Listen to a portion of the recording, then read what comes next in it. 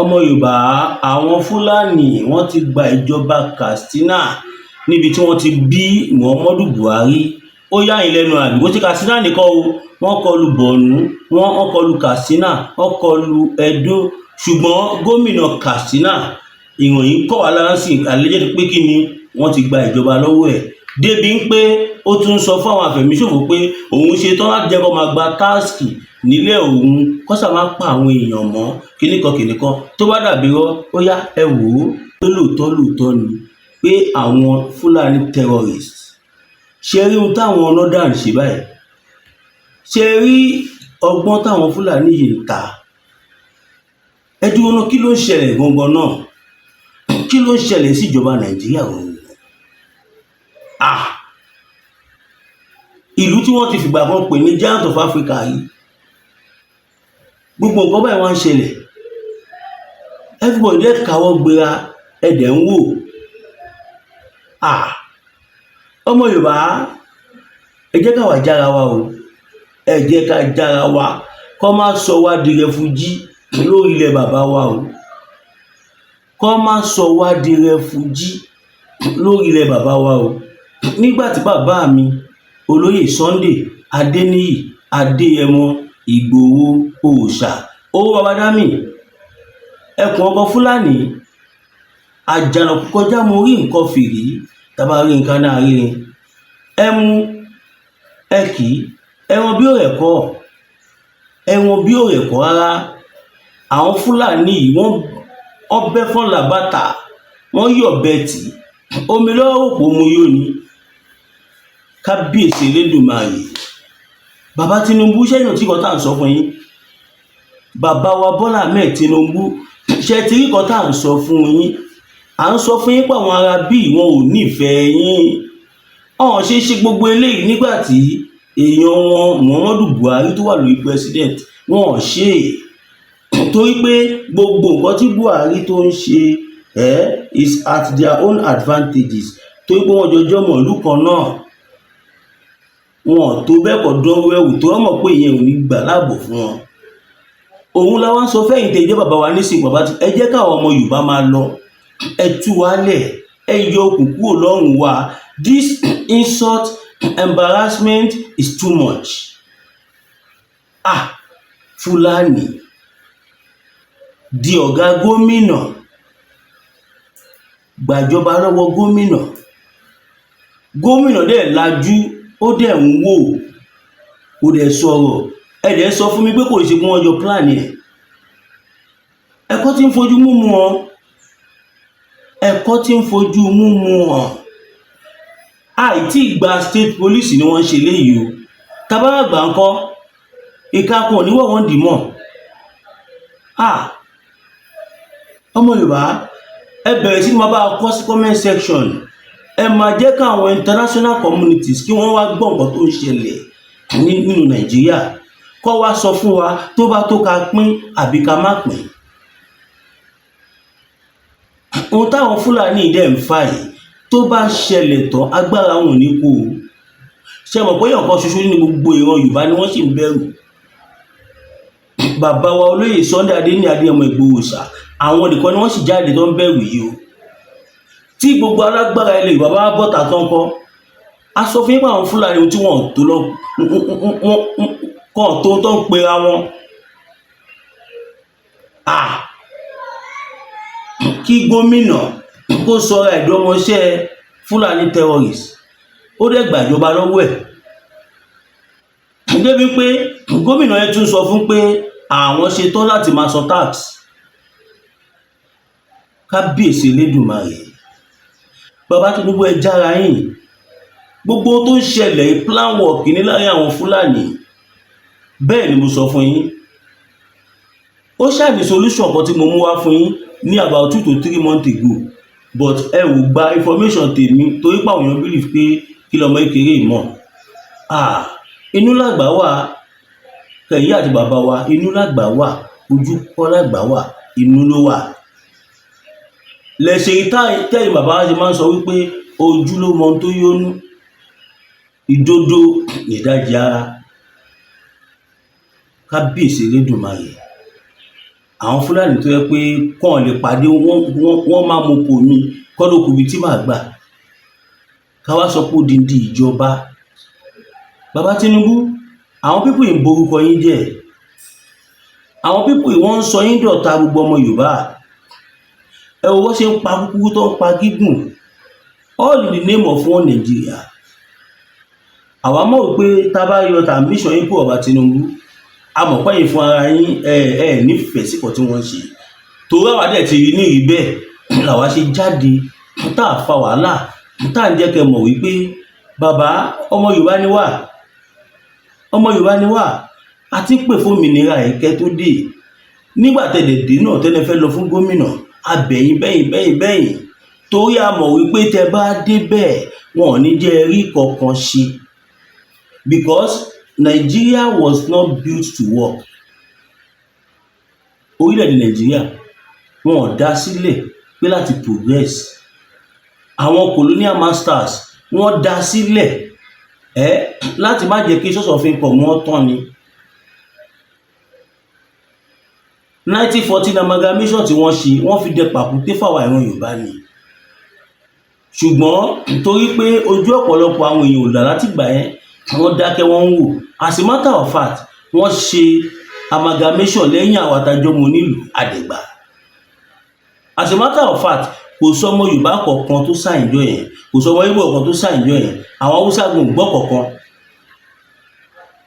Ṣùgbọ́n àwọn Haúsá náà la máa sọ pé gbàbọ̀dè fún wa. Ẹ ti gbọ́ nǹkan táwọn èèyàn yín fẹ́ ṣe, wọ́n wá ń pe àwọn ní Haúsá Fúlàní. Ẹ lè tètè pariwo síta pé irọ́ ni o, kò sí ohun tó ń jẹ́ Haúsá Fúlàní o. Fúlàní dá dúró, wọ́n ń ṣara Nàìjíríà.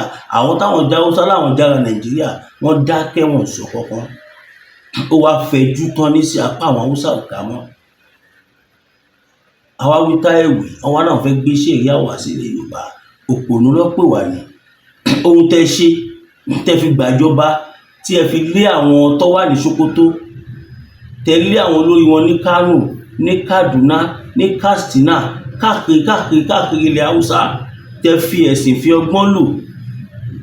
Àwọn Fúlàní ti wá come up with another idea nísìnyí. Bọ̀ kí tó sọ idea tí wọ́n come up pẹ̀lú, ẹ jẹ́ ká gbọ́ nǹkan tí mo fẹ́ kọ́ play náà. Bóyá tá bá wá gbọ́, àwa mọ what next to do. Sunday olóyè Sunday Igboho dẹ̀ sọ, bàbá yìí sọ àgbọ́ ni. Bàbá kí tó yẹ pariwo dá wọn lóhùn ni. Àwa mídíà tá jẹ́ ọmọ yín, tá jẹ́ ọmọ yín, a pè yín ṣàkíyèsí, ẹ ò gbọ́ ni. Bóyá wọn ò dẹ̀ jẹ́ káwọn kan yẹn déwájú yín ni, we don't know, because we know you as a very intelligent person. Kẹsàrẹ́ ilẹ̀ Yorùbá gan ó sunwọ̀n ju ti Nàìjíríà tẹ́ lọ ṣe yìí lọ. Kí n tó wọnú agbami ètò, ẹ jẹ́ sáré play kíní fún gbogbo wa tó wà lọ́gbẹ́. Ìyẹn lẹ fi máa mọ̀ wípé ohun tó wà nílẹ̀ ó kọjá wàsá. Ohun tó wà nílẹ̀ ó kọjá bẹ́ẹ̀ aráàlú ṣe ń rí o. Ó kọjá bẹ́ẹ̀ ṣe ń rí. Ọ̀pọ̀lọpọ̀ yín ẹ̀ ń rí ní pé nígbè kí ló ń ṣẹlẹ̀, kò sí kankan járe, a máa yanjú ẹ̀ sí, a máa ṣe kíní kan sí. Ohun tó ti wà lẹ́yìn ọ̀fà báyìí ó mà ti ju òjé lọ. Now màá bá yín gbé láti bẹ̀rẹ̀ torí pé mo fẹ́ kẹ́ gbọ́ àgbọ̀ yìí nǹkan tí mo fẹ́ play. Kó má dàbí pé kò bá nílé gbọ́ ní orí èfè. Ó yá kẹ́kọ̀ọ́ gbọ́ àjọgbọ́. Bàbá ṣe papọ̀ ẹ̀rọ tí ó gbé. Ẹ máa gbọ́ òun.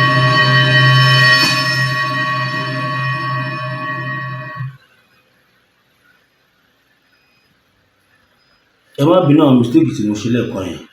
Ẹ jẹ́ ìfarabalẹ̀ tún play sí kí o gbọ́ àjọgbọ́. Àwọn Tinubu làwọn fẹ́ ṣe yìí o. Ní ọ̀sẹ̀ tó kọjá yìí nìkan, ó lé ní 100 èèyàn tí àwọn afẹ̀míṣòfò pa. Wọ́n pa wọ́n rẹpẹtẹ ní Borno, wọ́n pa wọ́n ní Katsina, kódà wọ́n pa wọ́n ní Edo. Ọ̀rọ̀ náà le débi pé gómìnà Katsina Dípò Umaru Radda jẹ́wọ́ lọ́jọ́ Ajé Monday ọ̀sẹ̀ yìí pé òun àti ìjọba òun tí ń bá àwọn afẹ̀míṣòfò yìí jíròrò lórí ohun tí wọ́n bá fẹ́ gbà gan-an kí àwọn lè fún wọn tí wọn kò fi ní máa yọ ìpínlẹ̀ àwọn lẹ́nu. Kí ni àwọn afẹ̀míṣòfò yóò gbà ju owó lọ tàbí kí wọ́n máa gba owó orí lọ́wọ́ àwọn èèyàn ìpínlẹ̀ náà láàyè ara tiwọn. Gọ́fúnà ń sọ̀jẹ́sì fún Fúlàní terrorist wípé ṣé wọ́n fẹ́ máa gba táàsì ni àwọn láti ṣetán láti jẹ́ kó má gbà kó ṣáà má pa àwọn. Ẹ̀dẹ̀ sọ fún mi pé yóò lọ́wọ́ nú. Ọmọ Yorùbá, ṣé o tí mo wò lẹ̀ ń rò ṣá? Are you seeing what I'm seeing? Kódà. Níbi tí ọ̀rọ̀ yìí burú dé nìyẹn o, afẹ̀míṣòfò ti dọ̀gá gómìnà báyìí. Bóyá níbi tí adé dúró yìí, bóyá bí a bá ti rí olórí ìjọba kan tó ṣe ohun tí ààrẹ Bọ́lá Tinubu lòun fẹ́ ṣe, bóyá ètò ààbò tó dàrú mọ́ gbogbo ìjọba Nàìjíríà lọ́wọ́ yìí kò ní rí bẹ́ẹ̀. Àmọ́ gbogbo ìjọba tí wọ́n bá ti fẹ́ gbé ìgbésẹ̀ bẹ́ẹ̀, ìgbésẹ̀ láti ní àwọn ọlọ́pàá ìpínlẹ̀, pé kí kálukú ní ọlọ́pàá tiẹ̀ ní ìpínlẹ̀. Àwọn kan yóò dìde, wọn yóò sì sáré ní kiri náà kò dáa. Àwọn míì yóò tiẹ̀ ní àwọn ògbà pé ìjọba kò lè ṣe é. Ṣùgbọ́n láti ìgbà tí ọ̀rọ̀ yìí ti ń jẹyọ, àwọn ará òkè ọya, àwọn èèyàn wa ní àríwá, àwọn ni wọ́n máa ń jà bẹ́ẹ̀ tí wọn yóò ní àwọn kò fẹ́ ọlọ́pàá ìpínlẹ̀ o, kí wọ́n má gbé ọlọ́pàá ìpínlẹ̀ kankan wá o, ìjọba àpapọ̀ ló gbọ́dọ̀ ní ọlọ́pàá o, kò sẹ́nìkan tó gbọ́dọ̀ dá ọlọ́pàá ìpínlẹ̀ tirẹ̀ sílẹ̀. Níbi tí Nàìjíríà ti wà láti ọjọ́ yìí nìyẹn. Ẹ máa gbọ́ o, wọ́n lẹ́nìkan kan dọ̀dọ̀ dá state police sílẹ̀.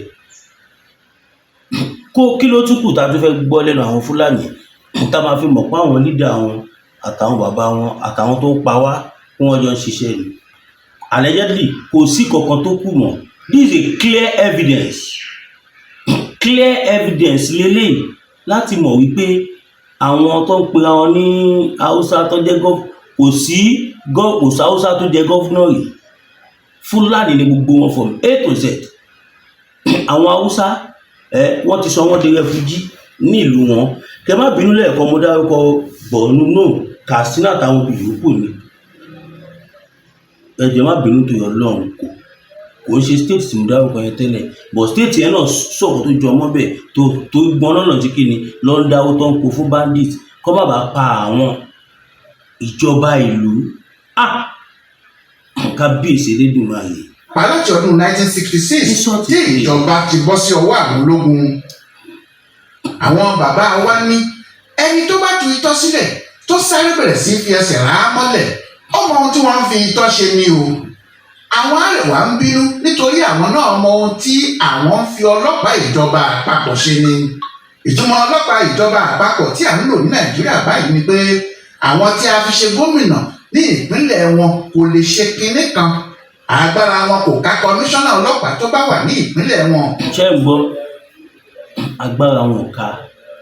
Wọ́n gbọ́dọ̀ pe IG ní wọ́n gbọ́dọ̀ wọ́n jẹ́ sábùjá kó tó lè pàṣẹ fún ọlọ́pàá tó wà ní state wọn. That only ó ti jẹ́ ká mọ̀ wípé a ní láti pín. Tí ìlú yóò bá pín kò síbi tá à ń lọ. Tí Nàìjíríà ò bá pín kó fọ́ wẹ́lẹ́wẹ́lẹ́, oníkálùkù máa bá tiẹ̀ lọ. Anybody ò lè ní ọjọ́ iwájú ní wa, a lè lọ́jọ́ iwájú tó dáa. Ṣùgbọ́n tó bá tiẹ̀ wà láyé ló máa ń fẹ́ pọ̀ sí kàrí àbí nǹkankan. Kẹ́ni tí wọ́n ti pàdánù tó ti kú anyhow, ó mà ṣe o. Ẹni bá rí ohun tó ṣẹlẹ̀ ní ọjọ́ 4 oṣù kìíní ọdún 2022 sí gómìnà Babájídé Sanwó-Olú, tọ́hún yóò mọ̀ pé kòròfo lásán ni wọ́n fi àwọn gómìnà wa ṣe, nítorí kò sí agbára ẹyọ kan báyìí lọ́wọ́ wọn. Ṣebí àwọn èèyàn kan ló ń lo agbára fúnra wọn lórí ọ̀rọ̀ ilẹ̀ ní àdúgbò Màgódò ní ìlú Èkó, ni wọ́n bá kó àwọn ọlọ́pàá kún gbogbo agbègbè náà kìtìkìtì tí kò sì sẹ́ni tó mọ ibi tí wọ́n ti wá. Àwọn èèyàn lágbègbè ọ̀hún bẹ̀rẹ̀ ìwọ́de ní gómìnà Sanwó-Olú bá sáré lọ síbẹ̀. Nígbà tí yóò débẹ̀ ló kan àwọn ọlọ́pàá lóòótọ́. Ọ̀gá ọlọ́pàá kékeré kan CSP Chief Superintendent of Police ló ṣáájú àwọn ọlọ́pàá náà lọ. Ní Sanwó-Olú bá pè é pé kí wọ́n kúrò níbi tí wọ́n wà náà ní kíákíá. Sanwó-Olú ló ní ìpínlẹ̀ òní wọ́n pè ní olórí apàṣẹ pàtàkì ìpínlẹ̀ náà. Kò tún sí ẹnì kankan tó tó. àmọ́ ọlọ́pàá CSP yìí yarí o. Ó ní ọ̀gá ọlọ́pàá pátápátá Usman Baba Alekari ló ní kí òun ṣáájú àwọn ọlọ́pàá wá síbẹ̀. Kò sí sẹ́ni tó lè rí àwọn. Ọ̀rọ̀ náà di ìyanu. Ó fẹ́rẹ̀ jẹ́ gbogbo ayé ló ń béèrè pé ta ló wá lá. ọ̀rọ̀ tó ń sọ yìí kó tó di kí bàbá Tinubu débẹ̀ ní kẹ́gbẹ́ tó kún tó tèkó wá ní o kí bàbá wa ẹgbẹ́ tó kún tó tèkó wá ní ọ̀rọ̀ yìí. Sanwó-Olú ń pàṣẹ pé káwọn ọlọ́pàá kí wọ́n pa àwọn security kọ́kọ́ ibi tí wọ́n wà yẹn wọ́n ní láéláé kí gọ́ọ̀fúnà lè pàṣẹ fáwọn pé IG pé kọ́ pe ọ̀gá àwọn lókè kọ́gá àwọn wá signal àwọn ìgbà yẹn làwọn ṣẹlẹ̀ ṣèkú mi báyìí wọ́n dẹ̀ sọ fún gọ́ọ̀fúnà pé àwọn ni chief security state wọn. ṣe gbọ́rọ̀ yóò jọra wọn ṣe ẹ̀rí abẹ́rẹ́ ohun táwa ń sọ fẹ́yìn bàbá wa lélẹ̀ wọ́n kọ́ ń fi yín dígẹrẹ ni ẹ̀yin náà ẹ̀wù mélòó nu yín ló lè fi political position tó wà ló lè fi ṣiṣẹ́ ní Nàìjíríà yìí ní gọ́vùnà lè bínú pàṣẹ ṣe ìbò ní gọ́vùnà pàṣẹ tí wọ́n tẹ̀lé ta ló wá fẹ́ pàṣẹ nínú state tó máa tẹ̀lé kàmá ìjọba sọ pé àwọn ọba wa tí wọ́n lọ gbé sábẹ́ local government chairman tó yẹ pé kánsílọ̀ àdúgbò gan lẹ́nu ju ọba lọ yes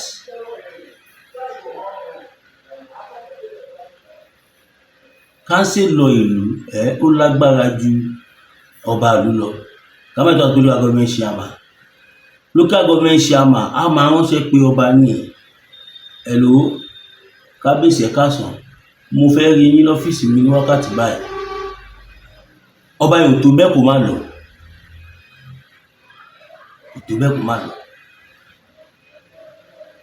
má ṣe. Gbáradì ní ìpínlẹ̀ kan tí ọ̀gá ọlọ́pàá pátá ni àbí gómìnà. Kìnní náà di ìbínú fáwọn gómìnà ilẹ̀ Yorùbá gbogbo. Ẹgbẹ́ wọn sì kọ̀wé nígbà náà. Èyí tí alága wọn Rotimi Akeredolu tí í ṣe gómìnà ìpínlẹ̀ Ondo fọwọ́ sí. Ìbéèrè tí àwọn náà ń béèrè nìyẹn lọ́wọ́ Buhari nígbà náà pé ta ló lágbára jù nínú àwọn? Ṣé kọmíṣánná ọlọ́pàá ìpínlẹ̀ àwọn ló lágbára ní o? Àbí gómìnà? Àbí olórí àwọn ọlọ́pàá ni kí àwọn máa forí balẹ̀ fún? Wọ́n ṣe ọ̀rọ̀ náà yọ́gbọ́yọ̀gbọ́ ni. Olórí àwọn ọlọ́pàá kò dáhùn. Ẹni tí ìbá sì dáa níbẹ̀nu tó jẹ́ abẹ́ ẹ̀ ni wọ́n wà. Abubakar Malami ọkùnrin tó ń bínú báyìí pé Tinubu kò ṣe dáadáa ADC làwọn fẹ́ fi gbàjọba lọ́wọ́ ẹ̀ kò wí kinní kan nígbà náà. Buhari tó sì yẹ kó sọ̀rọ̀ nígbà tó jẹ́ òun lórí ìjọba òun náà dákẹ́ mímímí. Ó dákẹ́ torí bí wọ́n jọ mọ̀ sí torí mọ ohun tó ń lọ ló ṣe dákẹ́. Ẹ̀yin bàbá wa lè Yorùbá ní adákẹ́ má fọhùn àmọ́tẹ́ni tí ń ṣe. Irú àwọn èèyàn bẹ́ẹ̀ lẹ̀ lọ dangerous jù. Ẹ̀yin náà wá wo ohun tí Ọlọ́run fojú tí ojú àwọn ọmọ Yorùbá rí nígbà ayé Buhari. Kò sáwọ́sà ọkọ̀ tó jáde tó wá pariwo Fúlàní kan ṣo báyìí jáde kó wá sunkún. Bọ̀ nígbà tó dórí ọmọ Yorùbá ń tà ń sọ fẹ́yìn yan wa nìyẹn. Ẹ jẹ́ ká dá dúró. Ká bá dá dúró àwa la máa yan gómìnà àwa la máa yan gọ́fúnà àbí prime minister tá bá fẹ́ lò àwa la máa yan. Ọba máa ní ṣe tábà náà bá ní ṣe kò ṣe pé bí kò ní ẹ pé lájágbá dá ṣe kíní kankan lọ bẹ́ẹ̀ orí ẹ̀ kò sí ẹ̀mọ ayé àtijọ́ ní gbogbo yẹn. Ẹni tó yẹ kó jọba ló máa jọba ẹni tí ó bá tọ́ sí òní gbóòórùn ẹ̀ oníkálukú a máa gbégbé ayé ìrọ̀rùn ebi ò ní pa anybody. Poverty ní bá wa múlẹ̀ bí ẹ̀gbẹ́ iṣu báyìí all over the world kẹ́lọ́wù kò sí country tó ní resources tó Nàìjíríà tó dẹ̀ sì ń jẹ́ àtàǹjẹ́ yìí kò sí country tó ní 10% resources ní gbogbo natural resources tí Ọlọ́run fún wa kò sí country tó ní 10% ẹ̀ tí a sì ń jẹ wọ́n báyìí. Ẹ wò ó kó tó di pé màá gbọ́ra mi ẹja sáré dé ẹ̀ka ìpolówó ọjà.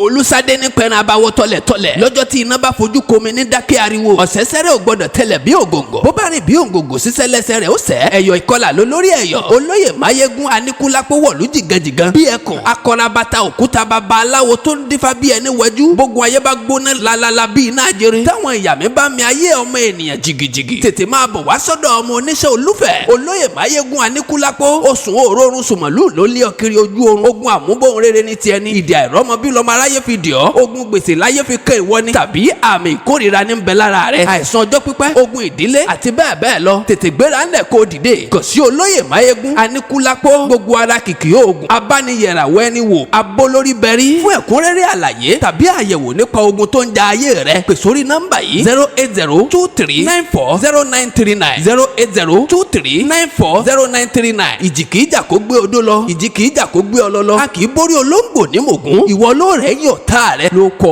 lọ́wọ́. bitter tea ẹkùn tí ń wọ̀yá ẹ̀jà pẹ̀lú àwọn kíndìnrín tó ní stone nínú ìyẹn kidney stone yóò mẹ́ẹ̀tì ẹ̀ tẹ́sí yádànù nínú àgọ́ ara yín òun kan náà ló ṣiṣẹ́ fún liver ìyẹn àìsàn jẹ̀dọ̀jẹ̀dọ̀ a sì tún máa ṣiṣẹ́ fún ààtì ìyẹn ìṣòro àìlèmí sókè sódò dáadáa láàólà bitter tea ló tún ṣiṣẹ́ fún ìfúnpá gíga ìyẹn high blood pressure bákan náà gbogbo ẹ̀yin tẹ́ ẹ bá ní ìṣòro ìsétọ̀ tí a mọ̀ sí prostate cancer gbogbo àwọn àìsàn tá a là kalẹ̀ yìí pátápátá òun ni láàólà abá bitter tea yóò bá wà yá àjà ìṣòro ara ríro ńkọ́ láàólà bitter tea òun ni kẹ́ ẹ gbẹlura láti wá rí egbòogi láàólà bitter tea rà àbí tẹ́ ẹ bá fẹ́ mọ ibi tí wọ́n tẹ̀dó sí ẹ mẹ́sẹ̀gì wọn lórí àwọn whatsapp numbers yìí +44742452737 àbí àwọn Nigeria numbers yìí 08033194355 tàbí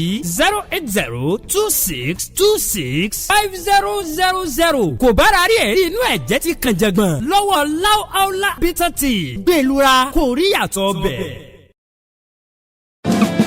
oríire ti dé gbogbo èèyàn ìpínlẹ̀ Ọ̀ṣun àtàgbègbè rẹ̀ Oriflame product ti wá kalẹ̀ kà sípínlẹ̀ Ọ̀ṣun báyìí ẹ máa jó ẹ máa yọ̀ ǹjẹ́ ìwọ fẹ́ di alágbàtà aláràtúntà àbẹ́fẹ́ mọ̀ rà ní bọ́ndù àbílẹ̀lẹ̀ yọ ẹyọ àní B Beauty Empire ti wà níkàlẹ̀ fún yín láti ta ojúlówó Oriflame product fún yín bẹ́ẹ̀ bá ṣe fẹ́ sí àwọn Oriflame product bíi skin care fragrance wellness àti bẹ́ẹ̀ bẹ́ẹ̀ lọ bákan náà nílé iṣẹ́ àní B Beauty Empire tún ṣe ìdánilẹ́kọ̀ọ́ fẹ́yìn tẹ́ ẹ fẹ́ nímọ̀ nípa bá ti ń ta Oriflame products jákèjádò fún àlàyé àbẹ́yìn fẹ́ di alágbàtà Oriflame beauty products ẹ pè wọ́n sórí nọ́mbà yìí 07068509438 Anibi Beauty Empire wà ní Kade Shopping Complex Estate Òṣogbo oríire ti wá dé gbogbo èèyàn pínlẹ̀ Ọ̀ṣun wà yìí ẹ tètè lọ mú tiyín báyìí kó tó dìpọ̀ pẹ́ jù.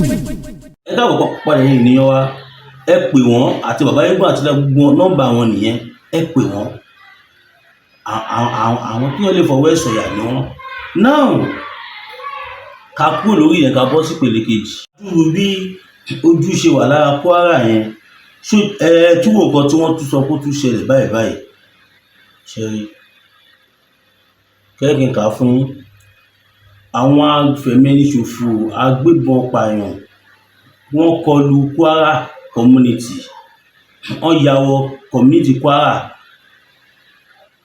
wọ́n jí ọba gbé wọ́n ní government attack Kwara community invade Monarch's Palace kill residents abduct several others ṣẹ́yìn náà rí pẹ̀lú bójú ṣe wà lára Kwara ṣó jẹ́ kí Fúlàní wá kí wọ́n tún jẹ lọ ilẹ̀ fi máa mọ̀ wípé ó máa ṣe ẹnu Kwara rẹ̀ ti máa gbọ́ pọ̀n